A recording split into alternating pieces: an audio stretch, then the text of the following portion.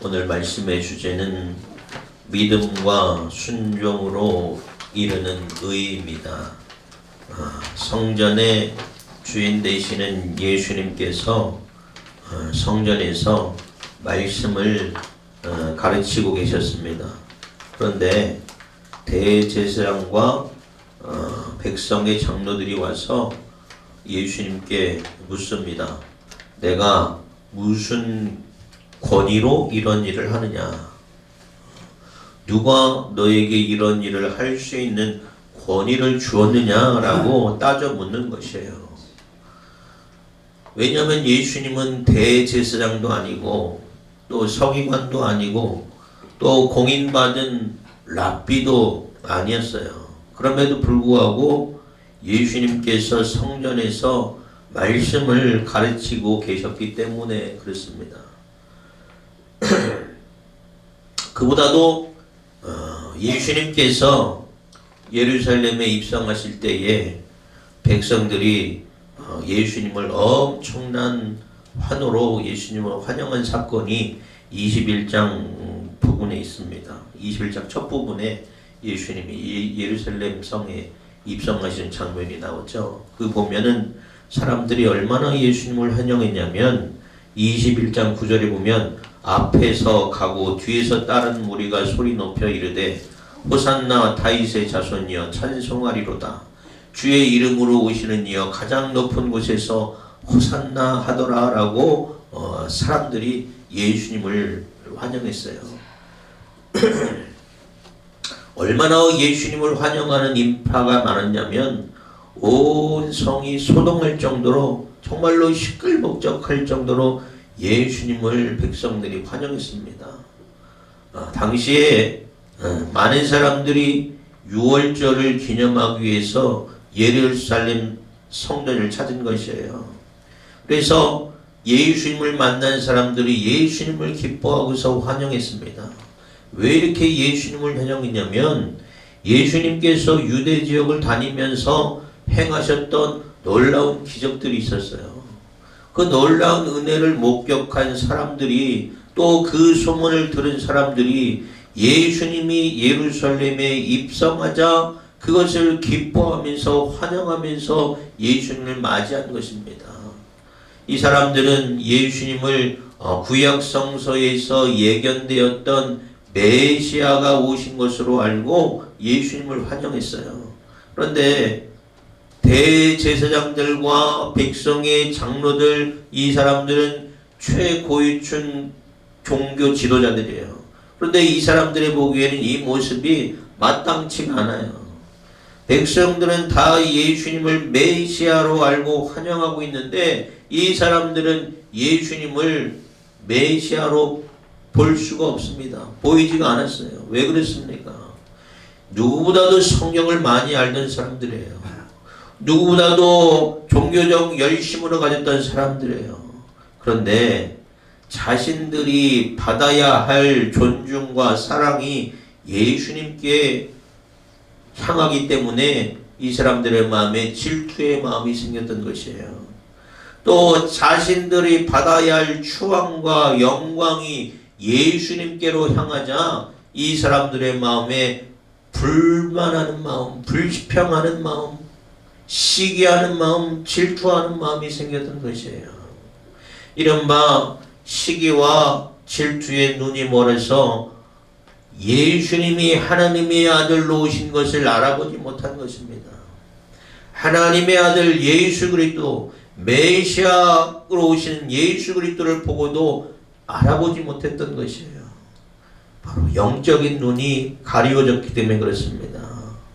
누구보다도 말씀을 많이 알았던 사람들, 누구보다도 하나님의 뜻을 잘 안다고 자부했던 이 사람들이 예수님이 메시아가 어떠한 모습으로 온다는 이야기, 메시아가 오시면 어떤 일들이 일어난다는 이야기를 다 듣고도 영적인 눈이 가리워졌기 때문에 예수님을 알아보지 못했던 것이에요. 그들의 눈에는 그저 예수님은 순례자에 지나지 않았습니다. 사랑하는 여러분, 우리의 죄악이 우리의 영적인 눈을 가리게 하는 줄 믿으시기 바랍니다. 그래서 정말 보아야 할 진리를 알아보지 못해요. 정말로 보아야 할 은혜를 알아보지 못해요. 우리의 영적인 눈이 가려지면 그렇게 된다는 것입니다. 그래서 우리의 심령이 늘 깨끗하게 씻겨져야 하는 줄 믿으시기 바랍니다. 우리 마음속에 어떤 분노의 마음이나 시기하는 마음이나 질투하는 마음이나 원수 맺는 마음이나 또 용서하지 않은 그런 마음이 있다면 우리는 우리 주 예수 그리스도의 보혈로 깨끗이 씻겨져야 하는 줄 믿으시기 바랍니다. 그래야 우리가 하나님의 은혜를 발견할 수가 있어요. 그래야 우리가 하나님의 진리와 영광을 발견할 수 있게 되는 줄 믿으시기 바랍니다. 그러나 이 대제사장들 또 백성들의 장로들이 자신들이 백성들로부터 마땅히 받아야 할 존경받을 자라고 생각했는데 그것을 다 예수님께 빼앗겨버리자 그들은 이제 마음에 악한 마음을 품고 사단 마귀의 앞장서는 또 앞잡이가 되어버린 것이에요. 또 두 번째 사건이 있었습니다. 어떤 사건이냐면 예수님께서 예루살렘 성전에 예루살렘 성에 입성하시고 가장 먼저 하신 일은 뭐냐면 성전 정화하는 일이었어요. 성전에서 돈 바꿔주는 사람들이 있었습니다. 또 성전에서 비둘기를 파는 사람들이 있었어요. 그 사람들을 예수님께서 다 내쫓는 사건이 있습니다. 왜? 내 집은 기도하는 집이라 일컬음을 받으리라는 구약의 말씀대로 너희가 강도의 소굴로 만들었다고 책망하시면서 예수님께서 그 장사치들을 다 내쫓는 사건이 있었어요. 당시에 예루살렘 성전에서는 세상 돈을 사용할 수가 없었어요. 그래서 헌금을 드리려면 세상 돈을 성전 돈으로 바꿔야 됩니다. 바꿔야 되는데 1:1 가치로 바꿔야 되는데 성전세는 더 많은 돈의 가치이기 때문에 성전을 돈을 바꿔주면서 거기서 상당한 이익을 남겼어요. 또 재물을 바쳐야 되는데 흠없는 비둘기, 흠없는 짐승을 바쳐야 되잖아요. 먼 곳에서 짐승을 끌고 오다 보면 상처가 있고 흠이 생깁니다. 그것을 제물로 쓰기에 합당치 않아요. 그래서 성전에서 양을 팔고 또 비둘기를 파는데 그 가격을 일반 시세보다 상당히 높게 쳤어요. 그 많은 이익들이 어디로 가느냐? 종교 지도자들에게 갔던 것이에요. 그런데 예수님께서 그 모든 것을 다 내쫓으면서 너희가 강도의 소굴을 만드는구나 하면서 책망한 그 사건 때문에 이들의 마음속에는 예수님을 죽이고자 한 마음이 생겼던 것입니다. 자기들의 이익이 사라지게 되자, 자기들의 이익이 결손하게 되자 예수님을 죽이기로 결단했던 것이에요. 참으로 어이없는 사건이죠. 정말로 성전의 주인이 되시는 예수님이신데, 성전의 주인이 되시는 하나님인데 그 집에서 부림받는 그 종들이 그 주인을 알아보지 못하고 주인에게 따져 묻는 것이에요. 내게 무슨 권위가 있어 이런 일을 하느냐? 또 누가 이 권위를 주었느냐라고 따져 묻는 것입니다. 이들이 예수님께 이러한 권위를 묻는 이유는 뭐냐? 예수님이 어떠한 대답을 하더라도 그 대답에 죄를 얽매여서 예수님을 음해하려는 이유입니다. 예수님께서 만약에 자신의 권위가 하늘로부터 왔다라고 하면 이 사람들은 예수님을 신성모독하였다고 해서 예수님을 잡아 죽이려 할 것이에요. 또 만약에 예수님이 아무런 대답도 하지 못한다면 예수님을 따르는 사람들에게 큰 실망을 주어서 예수님을 모험에 빠뜨리고 예수님을 나락에 떨어뜨리려는 의도를 가지고 예수님께 질문했던 것입니다. 예수님이 그러나 그 사람의 마음을 다 아시죠. 그래서 역으로 질문을 하셔요. 어떠한 대답을 하더라도 예수님을 다 모함하려 죽이려 하는 것을 다 아시기 때문에 그들의 질문하는 질문대로 예수님께서 질문하시면서 그러면 내가 이 질문할 테니 그래 너희가 대답하면 나도 대답하겠다고 말씀하십니다. 그러면서 예수님께서 하시는 말씀이 뭐예요? 요한의 세례가 어디서 왔느냐? 하늘로부터냐? 사람으로부터냐? 예수님께서 물으십니다. 요한은 세례 요한은 이미 3년 전에 죽었어요. 죽었는데 이스라엘 사람들의 입장에 보면 요한은 어떤 사람이냐면 구약 선지자 엘리야의 환생으로 보는 사람들이 있었어요. 왜냐하면 그만큼 능력이 있고 권위가 있었기 때문에 그렇습니다. 그런데 백성들은 다 엘리야의 환상으로 오셨다고 믿고 있는데 제사장들이 그를 하나님으로부터 온다고 말할 수가 없어요. 왜? 그 엘리야 선지자의 환상으로 온 그 세례 요한을 죽는 데에 방치했기 때문에 그래요. 그들은 세례 요한을 믿지 않았기 때문에 그렇습니다. 그래서 그 권위가 하나님께로 왔다 하면 또한 증명된 건 뭐냐면 세례 요한이 예수님께 세례를 주셨잖아요. 물로 세례를 주셨잖아요. 그때 세례 요한이 뭐라고 말했냐면 세상 죄를 지고 가는 하나님의 어린 양이라고 예수님을 칭하였습니다. 또 성령과 불로 세례를 주시는 분으로 예수님을 칭송했어요.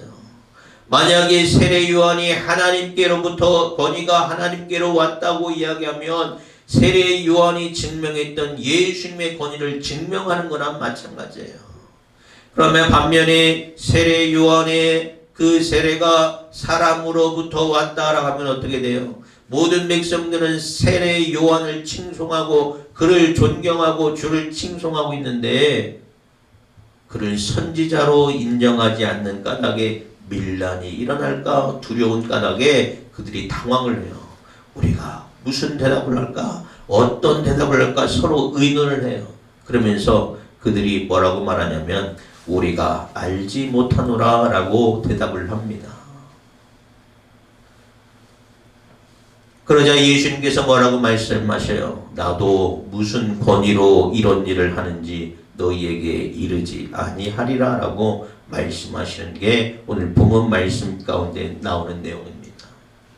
예수님께서 어떠한 대답을 하더라도 그들이 예수님을 잡아 죽일 것을 알기 때문에 예수님께서 역으로 그들에게 질문하는 방식으로 그들의 질문을 지혜롭게 빠져나가는 이 장면이 오늘 본문 말씀 가운데 나오고 있어요. 예수님은 이 종교 지도자들이 악의적인 의도를 가지고 질문함을 다 압니다. 그래서 즉답하지 않아요.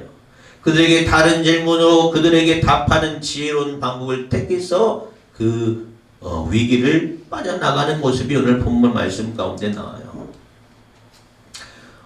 논쟁에 대한 어떤 예화가 있습니다. 어떤 유명한 철학자가 있어요. 그 사람에게 어떤 사람에게 묻습니다. 영원한 행복을 얻으려면 어떻게 해야 합니까? 라고 물어요. 그러자 그 철학자가 이야기합니다. 바보들과 다투지 않아야 합니다. 라고 이야기해요. 근데 그 답변을 들은 질문한 사람이 말해요. 전 그렇게 생각하지 않습니다. 라고 이야기해요. 그 철학자가 뭐라고 했게요? 네, 당신 말이 옳습니다. 이야기해요. 논쟁하지 않겠다는 거예요. 영원한 행복을 얻으려면 어떻게 해야 합니까? 묻는 그 사람에게 바보들과 다투지 말아야 합니까? 말아야 합니다. 라고 말했더니 그 질문한 사람이 항변하는 거잖아요. 전 그렇게 생각하지 않아요. 그랬더니 그 철학자가 아주 무심하게 당신 말씀이 옳습니다. 더 이상 당신하고 논쟁할 가치가 없다는 거예요. 당신은 바보라는 것이에요.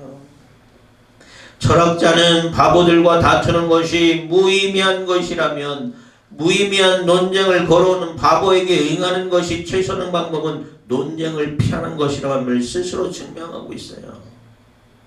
바보는 무조건 자기 말이 맞다고 우길 것이 뻔하기 때문에 그렇습니다. 오늘 우리 이 본문 말씀에서 우리가 주목해야 될 것이 있어요. 그건 뭐냐? 하나님은 우리의 중심을 보시는 하나님이라는 것입니다. 우리가 겉으로 드러난 행동뿐만 아니라 우리의 마음의 중심도 하나님은 다 살피시는 하나님인 줄 믿으시기 바랍니다. 예수님은 이 종교 지도자들의 마음을 다 알았어요. 그들의 마음속에 어떠한 마음을 품고 있는지 다 알았어요. 그러므로 우리는 하나님 앞에서 진실해야 하는 줄 믿으시기 바랍니다. 우리 안에 어떠한 악한 것도 하나님 앞에 감출 수 있는 것이 없어요.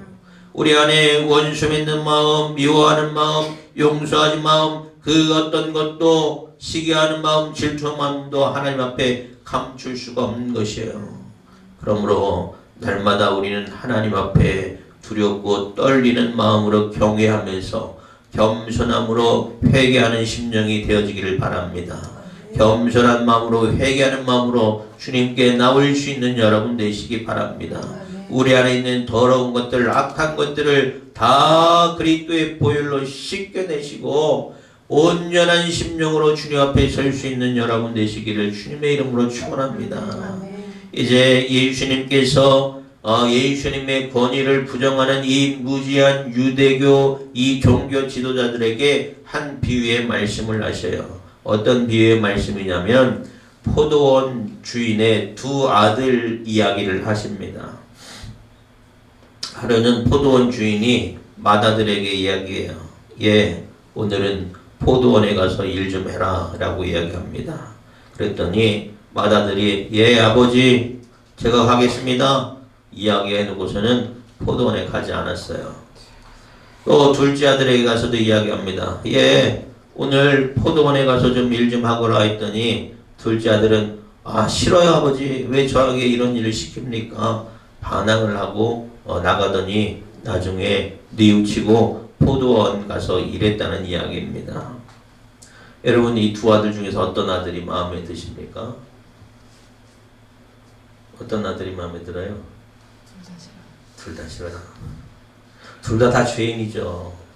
한 사람은 하겠다고 하고서 불순종한 사람이고 한 사람은 반항했다가 나중에 뉘우치긴 했지만 둘 다 100% 아들이 아니에요. 100% 말 잘 듣는 아들은 아닙니다. 둘째 아들은 싫다고 하더니 뉘우치고 아버지 말을 들어서 포도원에 갔지만 이 아들도 100점이 아니고 첫 번째 아들은 아버지를 기망했으니 이 아들도 온전한 아들이 아니에요.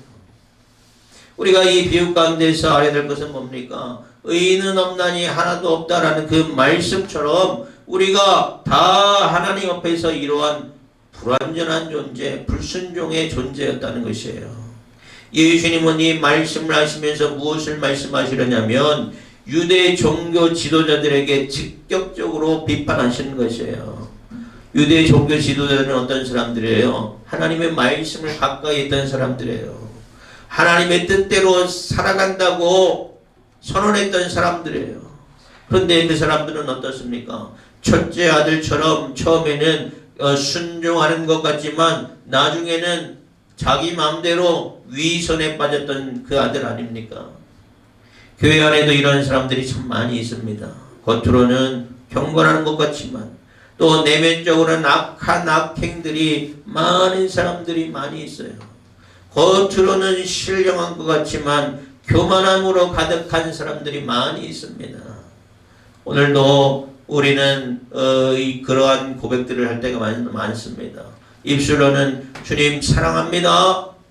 주님 제가 사랑합니다 라고 말하지만 그 말씀을 실천하고 살아가지 못할 때가 많이 있다는 것이에요.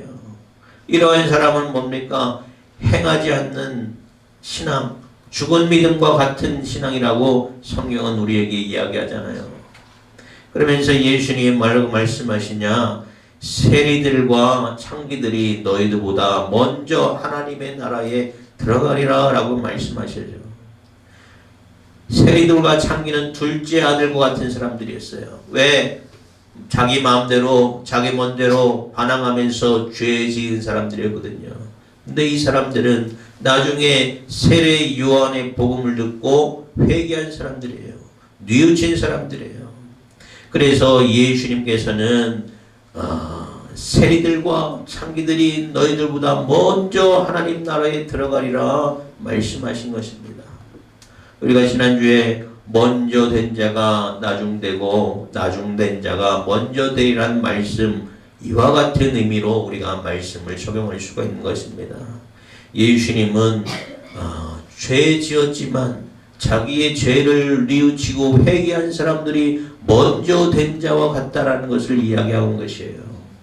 예수님은 세리들과 창기들이 이 세상에서 죄 짓고 살았지만 그들이 복음을 듣고 회개하고 뉘우쳤기 때문에 먼저 하나님의 나라의 유업에 합당한 자가 되었다고 선언하고 있는 것이에요. 사랑하는 여러분, 우리가 무엇으로 하나님을 기쁘게 할 수 있습니까? 경건의 모양으로 하나님을 기쁘게 할 수 없어요. 우리가 신령한 모양으로 하나님을 기쁘게 할 수 없어요. 회개하는 심령, 순종하는 순종으로 말씀을 행함으로 하나님을 기쁘게 할 수 있는 줄 믿으시기 바랍니다. 하나님은 모든 사람이 다 구원에 이르기를 원하십니다. 그러나 모든 사람이 다 구원에 이를 수 없어요. 구원을 원하여도 회개를 거부하는 사람은 어쩔 수 없습니다. 말씀대로 순종하는 삶을 살지 못한다면 구원에 온전히 이룰 수 없음을 우리는 깨닫는 여러분 되시기를 주님의 이름으로 축원합니다. 유대의 종교 지도자들은 겉모습으로는 경건과 신령한 모습을 하고 있었지만 하나님의 거룩한 뜻, 그 뜻대로 순종하는 삶을 살지 못했어요. 그래서 나중된 자가 된 것이에요. 성경은 우리에게 분명하게 말씀하고 있어요. 뭐라고 말합니까? 마태복음 7장 21절 보면 나더러 주여 주여 하는 자마다 다 천국에 들어갈 것이 아니요 다만 하늘에 계신 내 아버지의 뜻대로 행하는 자라야 들어가리라 라고 말씀합니다. 이 말씀을 우리는 두렵고 떨리는 마음으로 받아들여야 돼요. 우리가 주여 주여 하고 있는데 하나님의 말씀은 다 천국에 들어갈 것이 아니라고 말씀하고 있다는 것이에요. 하늘에 합당한 사람들은 하나님의 말씀에 하나님의 뜻에 합당한 자, 뜻대로 행하는 자가 들어가는 것이 하나님 나라예요. 나는 과연 하나님의 뜻대로 행하고 있는지 나의 믿음과 나의 신앙을 돌이켜볼 수 있는 여러분 되시기 바랍니다. 말씀대로 순종하는 사람에게는 복이 있어요. 불순종하는 자에게는 화가 따르는 것이 성경에서 우리에게 가르치는 말씀입니다. 말씀하시는 대로 뜻하시는 대로 순종하여서 하나님으로부터 경건한 자라 인정하심을 받고 칭찬과 복과 풍성한 은혜를 누릴 수 있는 여러분의 귀한 삶이 되시기 바랍니다. 우리가 의에 이룰 수 있는 것은 믿음과 순종이에요. 모든 사람이 다 죄로 말미암아 의를 이룰 수 없는데 우리가 의를 이길 수 있는 비결은 바로 믿음과 순종이에요. 그래서 하나님께서 우리를 의롭다 하심을 얻게 하시는 줄 믿으시기 바랍니다. 믿음으로 순종하는 여러분 되시기 바랍니다. 믿음으로 행하는 여러분 되시기 바랍니다. 하나님께서 나에게 무엇을 명령하시는지 무엇을 말씀하시는지 그 말씀에 순종하여서 하나님을 기쁘게 하는 여러분의 귀한 신앙의 삶이 되시기를 주님의 이름으로 축원합니다.